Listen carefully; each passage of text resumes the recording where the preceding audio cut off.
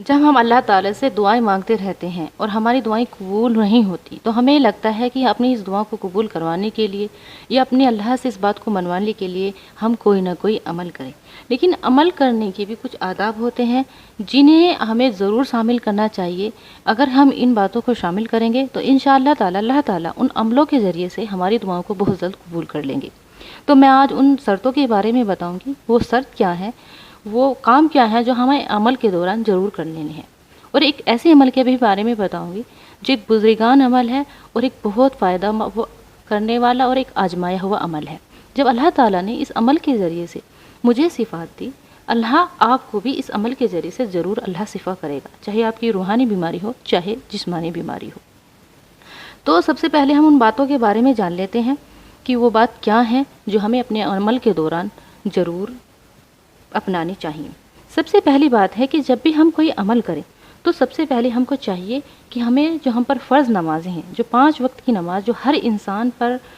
ضرور ہے کہ ضرور انسان کو 5 وقت کی نماز پڑھ لینی چاہیے، فرض نمازوں کو ضرور پورا کر لینا چاہیے، تو ہمیں اپنے پورے ٹائم کے ساتھ 5 نمازوں کو پڑھ لینا بہت ضروری ہوتا ہے۔ فرض نمازوں کو ہمیں پڑھتے رہنا ہے اگر ہم کوئی عمل کر رہے ہیں اور ہم چاہتے ہیں کہ ہماری دعائیں قبول ہوں، کیونکہ جب انسان کوئی اللہ کے سامنے کھڑا ہوتا ہے اور اپنی فرض نمازوں کو پڑھتا ہے تو اللہ تعالیٰ بہت زیادہ اس سے خوش ہوتے ہیں، اور بے شک ظاہر سی بات ہے جب ہمارا اللہ ہم سے خوش ہوگا تو اللہ تعالیٰ ہماری دعاؤں کو قبول بھی کرے گا۔ نمبر 2 بات کیا ہے، جب بھی ہم کوئی عمل کریں تو ہم کو چاہیے کہ ہم اپنا عمل ایک ایسی جگہ جا کر کریں کہ ہمیں کسی سے باتیں نہ کرنی پڑے، اور ایک ایسی تنہا جگہ ہو جو ہمیں کوئی پریشان نہ کرے۔ اپنا ایک ٹائم مقرر کر لے کہ بھئی ہمیں اس وقت اپنا عمل کر لینا ہے جس سے ہمیں کوئی ڈسٹرب نہ کرے، تو ہو سکے تو اپنے عمل کے دوران آپ کو کسی سے باتیں نہیں کرنی ہیں۔ نمبر 3 بات ہے کہ جب بھی ہم کوئی عمل کر رہے ہوں تو اس بات کو ہمیں اپنے دماغ میں رکھنا ہے، اپنے ذہن میں رکھ لینا ہے کہ اللہ تعالیٰ ہماری اس دعا کو قبول کر لے، یا اللہ تعالیٰ ہمارے اس عمل کے ذریعے سے ہمیں یہ چیز دے دے، یا اللہ اس عمل کے ذریعے سے ہماری یہ بیماری صفات کر دے، ہمیں اس بیماری سے بچا لے۔ تو آپ کے دل میں جو بھی تمنا ہے اپنے اللہ سے اس تمنا کو اپنے دماغ میں رکھنی ہے اور اپنا عمل کرتے رہنا ہے۔ نمبر 4 بات، جو بھی آپ عمل کر رہے ہوں پورے وشواس کے ساتھ کریں کہ اللہ تعالیٰ سے جب ہم اس دعا کے لیے کر رہے ہیں تو اللہ تعالیٰ بے شک ہمارا یہ دعا ضرور قبول کرے گا، اور اللہ ہی ہے ہماری دعاؤں کو قبول کرنے والا۔ نمبر 5 ہے کہ جب بھی ہم کوئی عمل کر رہے ہوں تو اس عمل کے دوران ہمیں ایسا نہیں کہ ہم نیند میں غافل ہوں، ہمیں نہ تو ہی زیادہ اس وقت کھانا چاہیے، نہ ہی ہمیں زیادہ سونا چاہیے، اور نہ ہی ہمیں زیادہ بولنا چاہیے۔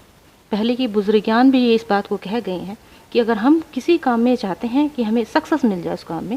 تو ہم کو چاہیے کہ ہم کم کھائیں، کم سوئیں اور کم بولیں۔ اس سے ہمارے بہت زیادہ فائدے ہوتے ہیں۔ کم اگر ہم کھائیں گے تو ہمیں اس سے سستی بھی کم چڑھے گی، جس سے ہمیں نیند بھی کم آئیں گی، اور جب انسان نیند میں ہوتا ہے، سو جاتا ہے، تو بے شک وہ بیزار ہو جاتا ہے اور اللہ سے دور ہو جاتا ہے۔ تو ہم کو چاہیے کہ ہم کم سوئیں اور اللہ سے ہر وقت اللہ کا جو ذکر ہے اپنی زبان پر رکھیں، اور زیادہ سے زیادہ اس چیز کے لیے اللہ سے دعا کرتے رہیں۔ اور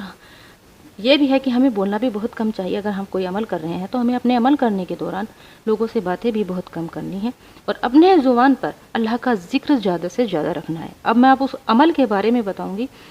یہ ایک بہت ہی کفایتی اور فائدہ مند عمل ہے اور آزمایا ہوا عمل ہے۔ اس عمل کو میں آج بھی انشاءاللہ کرتی ہوں۔ اللہ نے مجھے اس عمل سے بہت زیادہ فائدے دیے ہیں، اللہ آپ کو اس عمل سے ضرور فائدہ دے گا۔ آپ کو کرنا یہ ہے، جب آپ عصر کی نماز پڑھ چکے ہوں تو عصر کی نماز پڑھنے کے بعد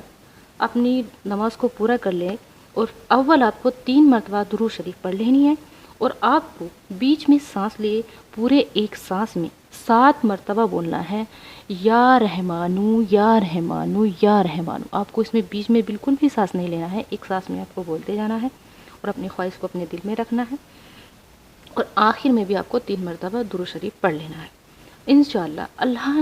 آپ کو اس عمل کی وجہ سے، اگر آپ کے اندر کوئی روحانی بیماری ہے، یا آپ چاہتے ہیں کہ اللہ تعالیٰ مجھے اولاد سے نواز دے، یا آپ چاہتے ہیں کہ اللہ میرے کاروبار میں برکت کر دے، تو اس عمل کے ذریعے سے، اس عمل کے کرنے سے انشاءاللہ تعالیٰ اللہ آپ کی وہ حاجت ضرور پورا کرے گا۔